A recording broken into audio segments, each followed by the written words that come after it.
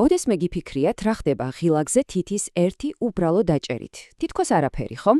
მაგრამ სინამდვილეში, აი ამ პატარა მოქმედებაში იმალება ნამდვილი მაგია. მაგია, რომელიც ფიზიკურ სამყაროს ციფრულთან ალაპარაკებს. ხო და დღეს ზუსტად ამ საიდუმლოს ავხდით ფარდას. და აი ზუსტად ეს არის ჩვენი დღევანდელი გამოწვევა.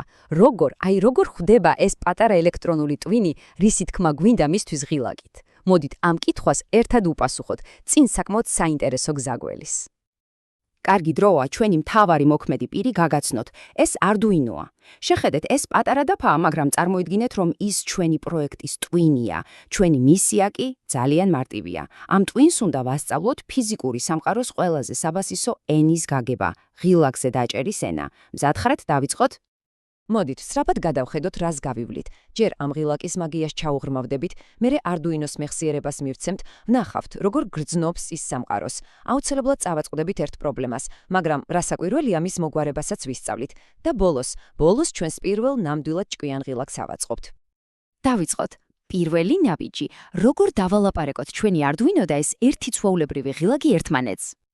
კარგი, იმისთვის რომ არდუინომ რამე გაიგოს, ჯერ დამახსოვრება უნდა შეეძლოს, ხო მართალია?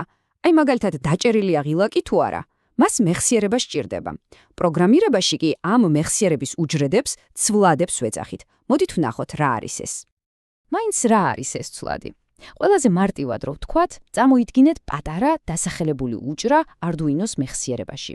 აი ამ უჯრაში ვინახავთ ჩვენთვის საჭირო ინფორმაციას, მაგალითად რიცხვერს, თუ ღილაკი დაჭერილია და ნოლს თუ არა. მთავარი ისაა, რომ ნებისმიერ დროს შეგვიძლია ამ უჯრაში ჩავიხედოთ, ვნახოთ რა წერია, ან სულაც ახალი რამ ჩავწეროთ. ხო და ეს ყუთები არის ზუსტად ის, რაც გვაძლევს საშუალებას შევინახოთ მონაცემები ნებისმიერი რამიდან, იქნება ეს სენსორი, გამოთვლის შედეგი თუ სხვა რამ. ფაქტობრივად, ეს არის ის ფუნდამენტი, რის გარეშეც ჩვენი მოწყობილობა უბრალოდ ჭკვიანი ვერ იქნება. ოღონდ ერთი მომენტია. ყველა ინფორმაცია ხომ ერთნაირი არა. ამიტომ ამ ჩვენს ყუთებსაც სხვადასხვა ტიპი აქვთ. მაგალითად, ბულიან ტიპის ყუთში მხოლოდ ორი რამის შენახვა შეიძლება. კი ან არა, ანუ true ან false. ეს იდეალურია ჩვენი ღილაკისთვის, ხომ? int ტიპის ყუთში ვინახავთ მთელ რიცხვებს. charში 100-ს ან სიმბოლოს, float-ში კი 10 ცილადებს. სწორი ყუთის არჩევა ძალიან მნიშვნელოვანია, რომ კოდი ეფექტურად მუშაობდეს. ძალიან კარგი. მეხსიერება უკვე გვაქვს. მაგრამ როგორ ხდება ინფორმაცია ამ მეხსიერებაში? არდუინოს ხომ რაღაცნაირად უნდა შეეძლოს გარე სამყაროს შეგრძნება. მას ასე ვთქვათ, გრძნობის ორგანოები სჭირდება. ხო და, არდუინოსთვის ეს გრძნობის ორგანოები მისი ციფრული პინებია. აი ეს პატარა ფეხები დაფის კიდეებზე. ეს პინები უნივერსალურია. შეიძლება იყოს პირიც, რომლითაც არდუინო ლაპარაკობს, ან ყურიც, რომლითაც ისმენს. ჩვენს შემთხვევაში, ჩვენ ერთ-ერთ პინს ვთხოვთ, რომ ყურად გადაიქცეს და ღილაკს მოусმინოს. და იცით რა არის ყველაზე კარგი?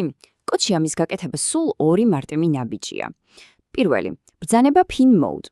ამით ჩვენ კონკრეტულ პინს ვეუბნებით, შენახლა მსმენელი ხარ, ანუ ვაყენებთ input რეჟიმზე. მეორე, ბრძანება digital read. ამით უკვე ვეკითხებით, აბა რა გესმის.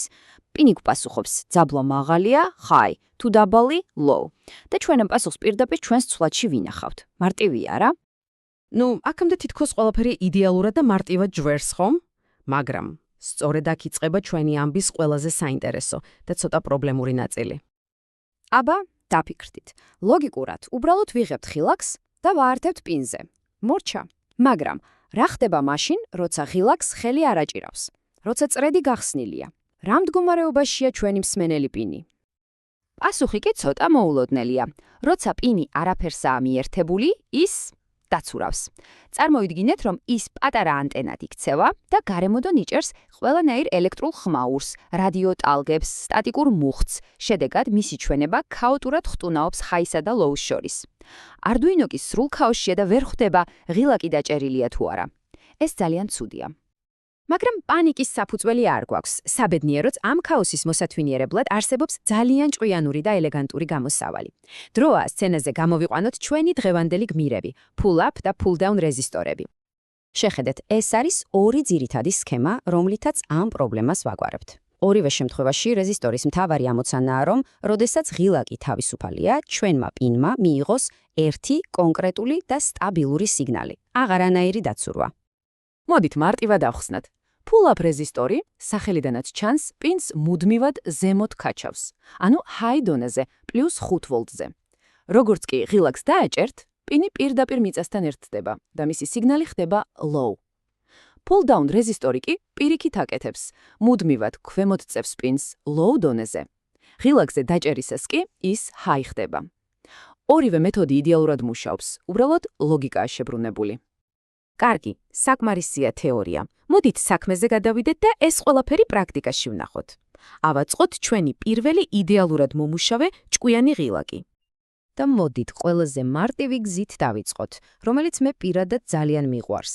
Arduino-ს შემქმნელებმა იმდენად კარგად იციან ეს პრობლემა, რომ მიკროკონტროლერში უკვე ჩააშენეს შიდა pull-up რეზისტორები. წარმოგიდგენიათ, დამატებითი კომპონენტი საერთოდ არ გვჭირდება. მის ჩასართავად კი, კოდში pinMod ფუნქციაში input-ის ნაცვლად უბრალოდ ვწერთ input pull-up. სულ ესაა. ერთი სიტყვის დამატებით ჩვენ ვააქტიურებთ შიდა რეზისტორს და მცურავი პინის პრობლემაც ქრება. რა თქმა უნდა, თუ მაინც და მაინც გინდათ, რომ საწყისი მდგომარეობა იყოს low და დაჭერისას გახდეს high, მაშინ კლასიკურ მეთოდს უნდა მივმართოთ. დავამატოთ გარე pull-down რეზისტორი. აი ასე გამოიყურება ეს სქემა. და აი ისიც ჩვენი სრულად აწყობილი pull-down წრედის სამაკეტო დაფაზე. ყველაფერი თავის ადგილზეა და მზადაა საბოლოო ტესტირებისთვის. ვნახოთ იმუშავა თუ არა ჩვენმა თეორიამ. და-და-დამ! ესეც ჩვენი გამარჯვება. ხსნით სერიალ მონიტორს და რას ხედავთ? კრისტალურად სუფთა სტაბილურ სიგნალს. ღილაკი თავისუფალია, მონიტორზე ნულებია, ვაჭერთ ღილაკს, მონიტორზე ერთიანებია, აღარანაირი ქაოსი, აღარანაირი ციმციმი. ჩვენ სიგნალი მოვათვინიერეთ. ასე რომ ჩვენი მისია შესრულებულია. თქვენ ასწავლეთ Arduino-ს როგორ მოусმინოს ღილაკს სწორად და საიმედოდ. მაგრამ ეს ხომ მხოლოდ პირველი ნაბიჯია არა. ახლა როცა თქვენმა Arduino მოსმენა იცის, თავალი კითხვა ისმის. შეძლებთ რომ მას მოქმედებაც ასწავლოთ? მაგალითად, ამ ღილაკზე დაჭერით აანთოთ შუქდიოდი ან ჩართოთ ძრავი? აბა, თქვენ იცით.